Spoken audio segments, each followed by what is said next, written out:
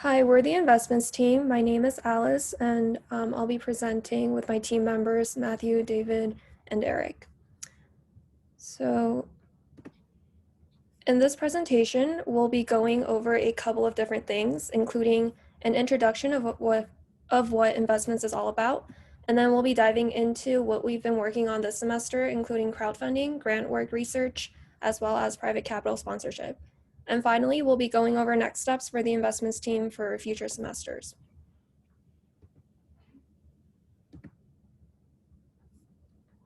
As much as AguaClara strives to design sustainable water treatment plants in developing countries around the world, lack of access to funding for plants and staff for training in order to build and implement the water treatment facilities has been a struggle in the past.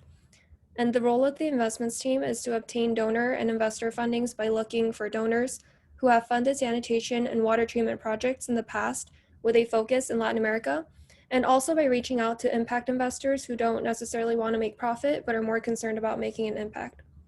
And the first step to getting there is to show donors and investors projects that can yield a return, and we have done so in multiple ways, which will be elaborated throughout this presentation. And first up, we have crowdfunding. We recently finished our crowdfunding campaign this semester. Our goal was to raise a total of $5,000, and we not only reached this amount, but we actually exceeded it. Throughout the campaign, we raised a total of $5,445. In order to reach our goal, we took numerous steps to prepare and to successfully carry out the campaign. In preparation, we have attended content strategy and communications training sessions, and we've also worked with PR to discuss ideas about the campaign video that would go on the front page of the donation website and serve as a creative way to inform potential donors of the positive impact that AguaClara has. All of the investments team members, as well as several other people from AguaClara, became ambassadors and promoted the campaign using email templates that we wrote, and also sent out their personalized donation links to further spread the word. Now I'll pass it on to Eric to discuss further about crowdfunding. Thank you, Alice. Yeah, so as Alice mentioned, we were working pretty closely with Jennifer from the PR team to create that campaign video. And that video was placed in the front page of our campaign website. So on that video, we included information including the goals of AguaClara this semester, the goals like of previous semesters and how the money has been used, the different donation levels and how that corresponds to our spending. So for example, a $10 donation, we told the donors or potential donors that it'll be used to purchase pipe fittings for one set of for our small scale drinking plant.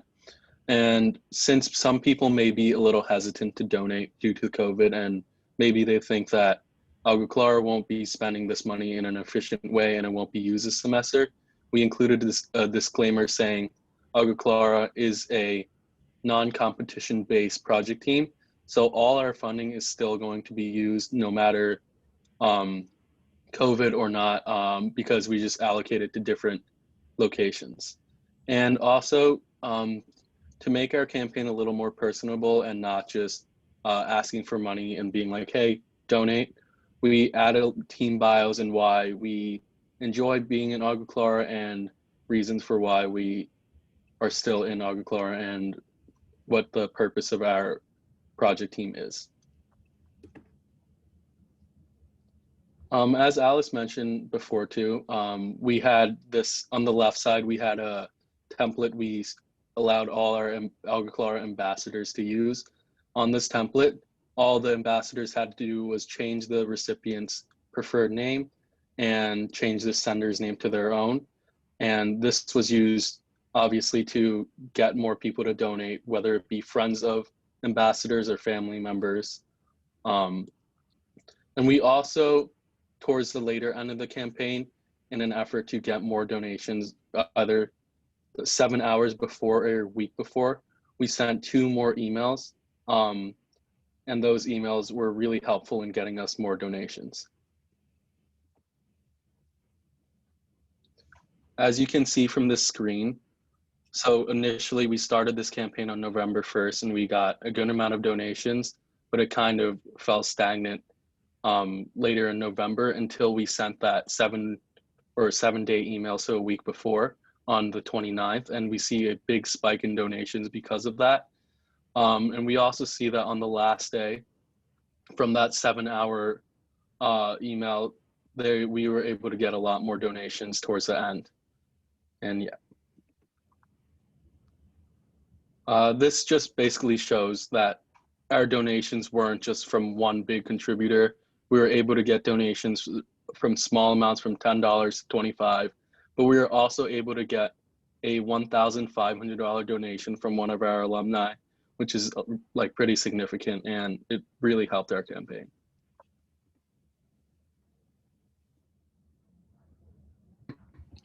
Cool. Thanks, Eric. Now I'm going to be discussing the grant work that we've done this past semester. So one of the main objectives of the investment team is to identify potential grant opportunities to help us raise funds for AguaClara. And this past semester, we were working on compiling a database of these grants to potentially pursue, as well as just keep an eye out for. And a lot of the grants were up in the air because of program instability from COVID. So we had to monitor for new information, such as application details or updated deadlines, and then fix this data accordingly in the document. And several of these grants have actually opened up for spring 2021, and we've been preparing and planning on pursuing them in the following semester. On the right hand of the slide, we can see a lot of the different programs that are offering grants that are of interest to AguaClara. On the bottom, they're the most traditional providers, such as the EPA and the NSF, which is the National Science Foundation. And then in the first half of fall 2020, we found other government agencies that also had grant programs of interest regarding water contamination or treatment. First was the USDA, which is the Department of Agriculture. We also found one from the USGS, which is the United States Geological Survey, and also the NIRWR, which is the National Institutes for Water Research. And so in the second half of the previous semester, we also continued to look for grants as well as update our previous filings. And another one we found was the SRDP, which is essentially a subdivision within the DoD that works on environmental conservation, and water definitely applies to that area.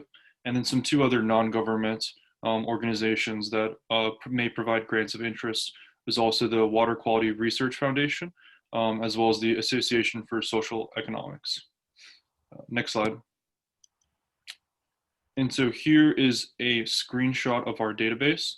As you can see, we collect a lot of different information, from the grant name to the deadlines, as well as the areas they support and the relevant program areas of the grant. And then you can see either the total amount funded or the typical amount funded per grant, and as well as how to apply and a link to the application website. And the different colors here indicate our interest level. And so green would just be ones of higher priority, orange would be in the middle, and white would be lower. And next I'll be passing it off to David to talk about private capital. Thank you, Matthew. So just to give a quick overview of the private capital, this is from our midpoint presentation, but to just review some of the action steps that we are planning to take. So first, this semester, we kind of researched some potential companies that we could sponsor AguaClara, those that focus on the same mission, have the same values as AguaClara. So what the next steps are, we're going to be creating a pitch to sell AguaClara to these different companies to work with, and working with the PR sub-team to do that, and kind of just outline how the money will be spent based on how much the fund or the foundation would be willing to give to us. So if we turn to the next slide, of the three main companies that we found, the one that we believe that we'll find the most likelihood of getting money from is the Global Innovation Fund. As a quick refresher, the Global Innovation Fund is a fund that looks to provide money for nonprofits that work to tackle the most complex issues in the world, which of course water is huge issue within the world, and AguaClara is focusing on that. So the criteria to be funded by the Global Innovations Fund is organization type. So we fit under the nonprofit organization, specific sector, which improve, and from the website it says improves the lives of those living on less than 5 ppb per day, which in Honduras, is how people live. And then finally, location, fund innovations implemented in developing countries, which is what AguaClara is doing. So it fits all the criteria. In terms of the chart of the table on the right, AguaClara is most likely going to be somewhere between the pilot and the test and transition side, because many of the they have different categories from both sides that relate to AguaClara. So as you can see, the funding cap is 230,000 max to 2.3 million max. Obviously, we would have to work really hard to get this money because this place is very selective. However, since we feel like we fit all the criteria, we're planning to pursue this specific fund the most, while others, which are still currently not taking any new applications, will be writing drafts for the upcoming semesters. And so now I'll pass it back off to Alice to talk about next steps. Thank you, David. I'll be wrapping up by going through our plans for the future. So we plan to continue our work with grants and write applications for the ones we decide to apply to. And we also plan to reach out to companies in order to secure sponsorships, and we hope to produce tangible outcomes next semester by actively reaching out. Something we weren't able to get to this semester is learning financial modeling. And next semester and onward, we plan on putting our focus mainly on financial modeling and connecting that to AguaClara to put more emphasis on impact investing. And last but not least, we'll be looking to recruit new members for the future semesters so that we can keep the investments team going. And we'll be mainly targeting economics and A majors so that we can have people who are more in sync with the financial modeling portion for the future. If you have any questions or suggestions, concerns, please feel free to reach out to any one of us. Thank you.